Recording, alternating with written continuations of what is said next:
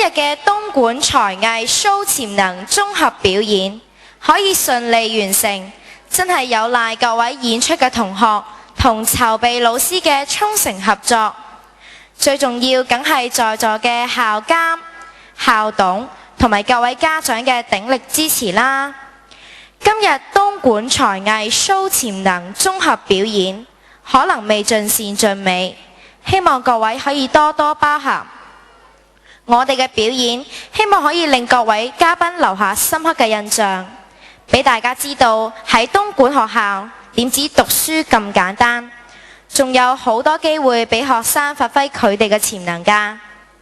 希望大家可以記住今日咁難忘嘅時刻。